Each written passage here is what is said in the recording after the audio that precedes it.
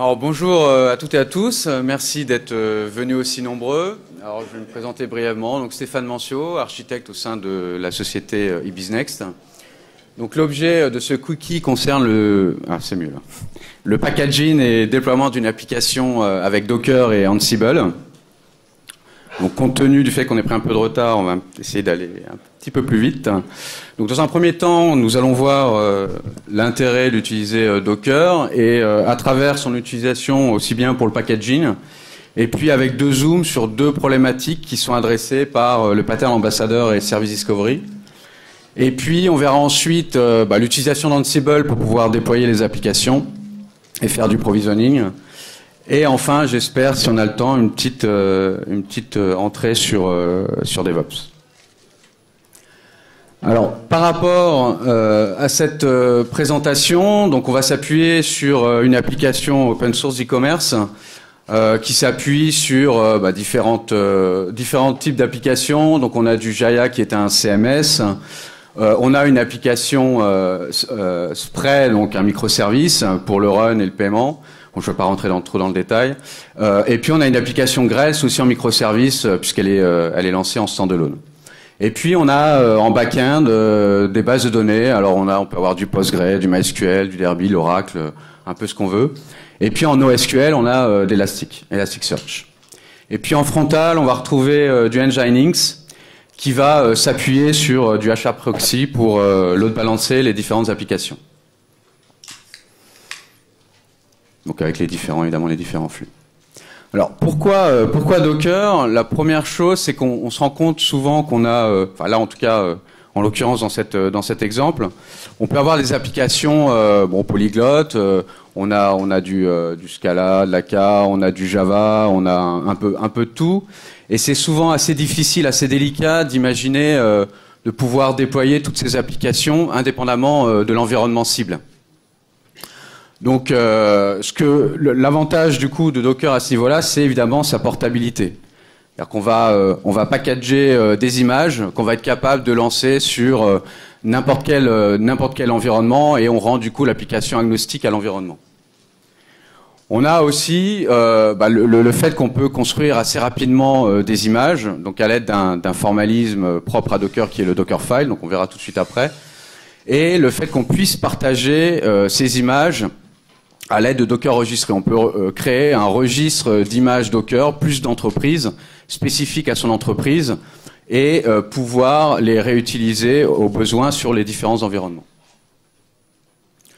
Pour des questions également de performance, on a les avantages de la JVM qu'on va retrouver, l'isolation des processus, des interfaces réseau, et puis sans les inconvénients d'une JVM. Donc processus exécuté au sein de l'autre, pas d'émulation de périphérique.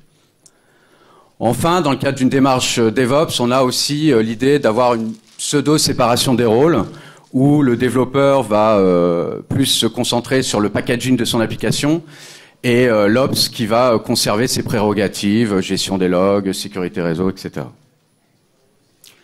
Alors ici, on a un exemple de packaging avec Dockerfile où on va retrouver la définition donc d'une image de base, l'image sur laquelle on va s'appuyer pour pouvoir construire notre packaging.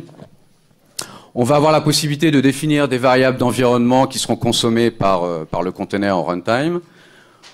On va ici avoir la possibilité de copier des fichiers. Alors là, en l'occurrence, il s'agit du packaging de l'application Grails, donc en standalone, donc c'est un jar en fait, et on va copier dans notre container, on va copier ce jar. On a la possibilité d'exécuter des commandes, on peut faire tout, entre guillemets, un peu tout et n'importe quoi. On va évidemment spécifier à Docker quels sont les ports que notre application va exposer. Donc là, en l'occurrence, il s'agit du port 18080. On va avoir aussi la possibilité d'indiquer quels sont les points de montage. Alors les points de montage, en fait, ce à quoi ça sert, ça permet de répondre à une problématique qui est la suivante. Lorsque je lance mon container, potentiellement, il va écrire un certain nombre de fichiers. Le problème, c'est que quand je vais l'arrêter puis le relancer, ces fichiers seront perdus. Donc le fait d'utiliser les points de montage me permet d'externaliser la gestion de ces fichiers, généralement à l'hôte qui va lancer le container. Et puis on a la possibilité de définir une commande par défaut. Donc là, c'est la commande qui sera exécutée par défaut au lancement du container.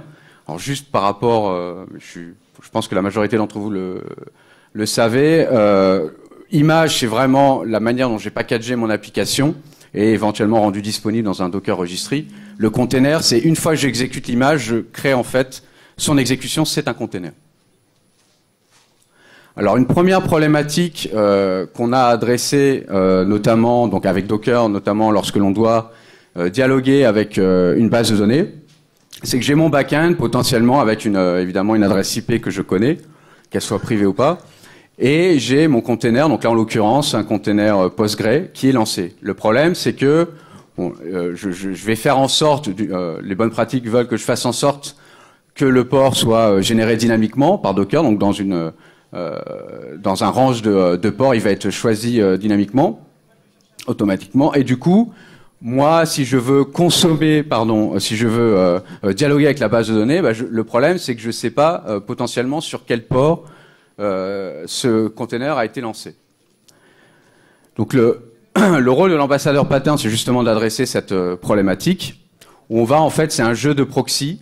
C'est-à-dire que côté back-end, je vais avoir un container que là, ici, j'appelle PG Ambassador, qui va être lié à ma base que j'ai lancée sous forme de container Postgre, et qui va, pour lequel je vais également choisir quel sera le port d'écoute qui sera accessible de l'extérieur. Donc en d'autres termes, je peux fixer de cette façon un port. Alors là, c'est 5432, c'est peut-être pas un bon exemple. Imaginons 15432. Donc ça veut dire que je peux, à travers ce proxy, accéder, dialoguer avec ma base de données Postgre à travers ce port que je prédéfinis. Et côté client, je vais là aussi avoir un container qui va être lancé, dans lequel je vais configurer justement quelle est l'adresse et le port à laquelle qui me permettront d'accéder à la base de données.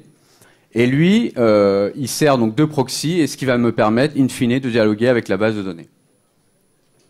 Alors une seconde problématique, c'est que là j'ai donc mon Nginx en frontal, et puis j'ai mes nœuds qui sont, j'ai mes différents nœuds sur mon environnement, et j'ai potentiellement donc mes différents containers qui vont être démarrés sur chacun des nœuds.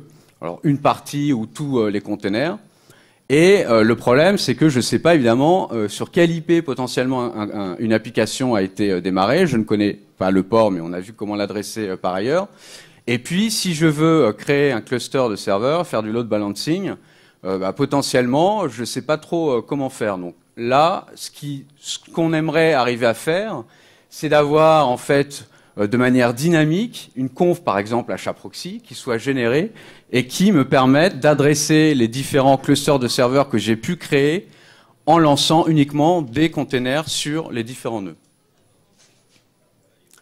Alors pour ça, on va s'appuyer, donc c'est le Dynamic Service Discovery, on va s'appuyer sur un registre de services. Alors là, en l'occurrence, ETCD. Alors un service de registre, c'est juste, on peut l'imaginer comme une grosse map avec des clés valeurs, et on va pouvoir enregistrer des confs, directement des confs sur ce registre. ETCD, alors si vous connaissez les occupeurs, on va dire c'est pareil. La feature en plus, c'est TTL, Time to Live, ce qui permet en fait d'avoir des configurations qui sont entre guillemets éphémères. Ce que je veux arriver à faire, c'est à chaque fois que je vais avoir potentiellement une modification dans mon environnement, j'ai pas envie en permanence d'avoir à, par exemple, supprimer un container, une entrée du registre suite à l'arrêt d'un container. Je veux que ça soit fait automatiquement. Donc je veux que mes configurations soient véritablement éphémères et qu'il y ait un pooling qui me permette de mettre à jour systématiquement cette conf. Donc je vais avoir un autre nœud qui va contenir un autre conteneur Docker Register qui sera justement chargé d'informer ETCD des différentes mises à jour. Donc par exemple, si je rajoute un container microservice Spray, je vais enregistrer dans ETC, je vais rajouter une entrée pour spécifier quel est l'IP qui sera utilisé et quel est le port de ce container, sachant que ces containers sont définis à partir d'une image, ce qu'on a vu auparavant, et donc du coup, je vais m'arranger pour que dans mon registre, ces containers soient regroupés utilisent comme identifiant l'image justement, ce qui va me permettre de créer mes clusters. Et puis j'ai en frontal mon Nginx avec un autre container, Docker Discover, dont le rôle sera justement d'aller interroger le registre, de récupérer toutes les entrées correspondantes et d'arriver à en générer la config, donc dynamiquement HAProxy. De ce fait, j'ai bien un proxy vers mon container que j'ai démarré sur le nœud 1. De la même façon, je peux démarrer un container équivalent sur un autre nœud. Avec le Docker Registrer, il va être enregistré et suite à une découverte lancée par le Docker Discover, il va pouvoir mettre à jour dynamiquement, là encore, la conf HAProxy et du coup rendre disponible cet autre container dans le cluster. Alors Ansible, bon, pour faire court, c'est un outil d'orchestration et d'automatisation des tâches d'administration système, donc qui sert aussi bien pour le provisioning des machines que le déploiement d'applications. Alors pourquoi Ansible? D'autres connaissent peut-être Puppet, Salt ou autres. L'un des gros intérêts, c'est sa simplicité d'exécution. Il n'y a pas besoin d'avoir un agent sur les machines administrées, contrairement à Puppet par exemple. Donc du coup, on peut être en mode push, c'est-à-dire que depuis même mon portable, je peux administrer un parc de serveurs et mettre à jour, soit faire du provisioning, soit faire du déploiement d'applications directement. C'est aussi, sa simplicité d'apprentissage. Il s'appuie sur le formalisme YAML. Donc en gros, pour ceux qui connaissent pas, on peut dire que c'est de l'anglais. Si on connaît l'anglais, déjà on a fait un big pass pour pouvoir maîtriser ce formalisme-là. Il est aussi performant parce qu'il permet d'exécuter des scripts en parallèle sur les machines cibles. Donc on peut imaginer qu'on a des tâches qui sont à exécuter sur un groupe de machines particulier. Ces tâches, Ansible va s'arranger pour faire en sorte que ces tâches soient exécutées de manière parallèle. Il est également extensible, il s'appuie sur Python, donc il y a énormément il y a un écosystème qui commence à devenir assez important avec Ansible, donc il y a beaucoup de modules qui sont rendus disponibles et qui sont écrits en Python, donc dès lors qu'on connaît Python, on est capable de très facilement d'étendre, de rajouter ses propres modules directement au cœur d'Ansible. Dry, do not repeat yourself, en fait il y a la notion de rôle, donc les rôles, il faut voir comme là aussi des modules, que je vais pouvoir réutiliser dans différents projets. Donc, je développe un module une seule fois que je vais pouvoir réutiliser dans potentiellement toutes mes applications. Idempotent, donc ça, c'est comme pour d'autres systèmes d'orchestration. Du reste, on s'arrange pour que, Ansible assure que si vous exécutez n fois les mêmes tâches sur le même hôte, la même machine cible, à ce moment-là, vous aurez in fine le même état de cette machine. Et puis sécuriser, alors il y a une brique particulière, Ansible Vault, qui vous permet notamment donc de sécuriser les scripts que vous avez écrits pour Ansible ou des fichiers de configuration particuliers. Et donc, étant encryptés, ça vous permet directement de les mettre dans un gestionnaire de conf, ce qu'on verra, j'espère, à la fin. Alors dans Ansible, on a la notion d'inventaire. Donc l'inventaire, c'est quoi? En fait, c'est des groupements de machines logiques. Et ce que ça permet de faire, c'est que ça permet de jouer les mêmes tâches, les mêmes playbooks, les mêmes rôles. Donc de jouer exactement les mêmes tâches sur différents environnements. Donc un environnement de pré-prod, un environnement de recette. La seule delta, ça va être cet inventaire de machines, donc fichier ini, cet inventaire de machines qui va être différent d'un environnement à l'autre.